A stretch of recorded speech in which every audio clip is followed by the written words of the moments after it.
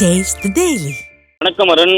மக்களை காப்போம், தமிழகத்தை மீட்போம் என்ற புரட்சி தமிழுடைய எழுச்சி பயணத்தில் தென்காசி மாவட்டம் குற்றாலத்தில் இன்றைக்கு அதிமுக ஆட்சியின் போது புரட்சி தமிழர் எடப்பாடி கே பழனிசாமி அறிவித்த 7.5% இடஒதுக்கீட்டினுடைய அடிப்படையிலே அரசு பள்ளிகளில் பயின்ற மாணவர்கள் தங்களுடைய மருத்துவ கனவை நனவாக்கி இருக்கிறார்கள். அவர்கள் நேரடியாக இன்றைக்கு அனைத்து இந்திய அண்ணா திராவிட முன்னேற்ற கழகத்துடைய பொதுச் செயலாளரும் சட்டமன்ற எதிர்க்கட்சி தலைவரும் முன்னாள் முதலமைச்சருமான புரட்சி தமிழர் எடப்பாடி கே பழனிசாமி அவர்கள் நேரில் சந்தித்து நன்றி தெரிவித்துக் கொண்டார்கள். அதே நேரத்திலே தமிழகத்திலே அரசு உதவி பெறக்கூடிய பள்ளிகளிலே படிக்கக்கூடிய மற்றும் அரசு பள்ளிகளிலே படிக்கக்கூடிய மாணவர்களுடைய மருத்துவ கனவை நினைவாக்கும் விதமாக அவர்களுக்கும் இடஒதுக்கீட்டிலே முன்னுரிமை அளிக்க வேண்டும் என்கிற கோரிக்கையை அவர்கள் முன்வைத்திருக்கிறார்கள். அனைத்து இந்திய அண்ணா திராவிட முன்னேற்ற கழகத்தினுடைய இந்த 7.5% இடஒதுக்கீடு அறிவிப்பால் ஏழை எளிய விவசாயிகளுடைய கூலி தொழிலாளருடைய பிள்ளைகளாக இருக்கக்கூடிய எங்களுடைய மருத்துவ கனவு நனவாகி இருப்பதாக அவர்கள் பெருமிதம் தெரிவித்தார்கள். அதே நேரத்திலே அனைத்து இந்திய அண்ணா திராவிட முன்னேற்ற கழகத்துடைய பொதுச் செயலாளர் புரட்சி தமிழர் எடப்பாடி கே பழனிசாமி அவர்கள் அவருடைய திருக்கரங்களால் மருத்துவம் பயிலக்கூடிய மாணவர்களுக்கு டெலஸ்கோப்பை அவர்கள் இலவசமாக இன்றைக்கு வழங்கி இருக்கிறார்கள். தமிழ் வழியிலே படித்து 7.5% மூலமாக மருத்துவ படிப்புக்கு சென்ற மாணவர்கள் அனைத்து இந்திய அண்ணா திராவிட முன்னேற்ற கழகத்துடைய பொதுச் செயலாளருக்கு தங்களுடைய இதயபூர்வமான நன்றிகளை தெரிவித்திருக்கிறார்கள்.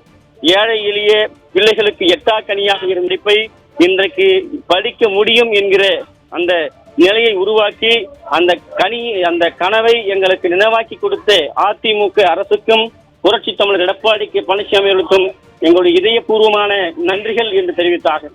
அதே போன்று 7.5% இடஒதுக்கீடு முன்னுரிமை வேண்டும் என்பது போல அரசு மற்றும் அரசு உதவி பெறக்கூடிய பள்ளிகளிலே படிக்கக்கூடிய மாணவர்களுடைய மருத்துவ கனவை நினைவாக்கக்கூடிய விதமாக அந்த ஒதுக்கீட்டை கூடுதலாக அவர்களுக்கு வழங்க வேண்டும் என்கிற கோரிக்கை அரசு உதவி பெறக்கூடிய பள்ளிகளிலே பயிலக்கூடிய மாணவர்களுக்கும் வழங்க வேண்டும் என்கிற கோரிக்கை வைத்திருக்கிறார்கள்.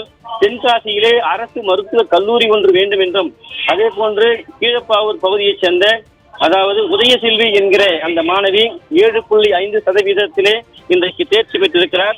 தேர்ச்சி பெற்ற அந்த மாணவி இந்த கோரிக்கையை வைத்திருக்கிறார். தங்களுடைய மருத்துவ கனவு மருத்துவராகக்கூடிய கனவு நினைவாகி இருக்கிறது. அதற்கு முழுக்க அதிமுக அரசே காரணம். நன்றி கடன் பட்டவர்களாக 2026 நாங்கள் உங்களுக்கு ஆதரவை அளிப்போம்.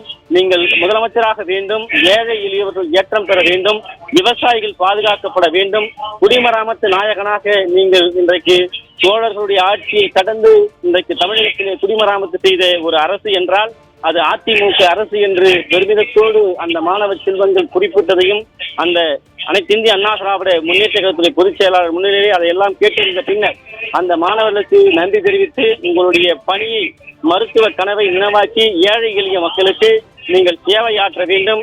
ஏழை எளிய அடித்தட்டு நடுத்தர மக்கள் பக்கம் நின்று நீங்கள் உங்கள் பணியை சேவையை தொடங்க வேண்டும். அதுதான் நீங்கள் அதிமுகவிற்கு செய்யக்கூடிய மிகப்பெரிய நன்றி கடனாக இருக்கும் என்று அந்த மாணவ செல்வங்களுக்கு அனைத்து இந்திய அண்ணா திராவிட முன்னேற்ற கழகத்துடைய பொதுச் செயலாளர் புரட்சி தமிழர் எடப்பாடி கே பழனிசாமி அவர்கள் அறிவுறுத்தினார்கள்.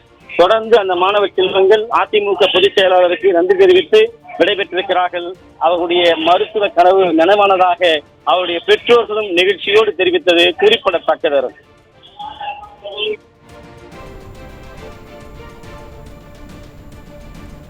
விவரங்களை வழங்கியமைக்கு நன்றி ஜெயக்குமார்.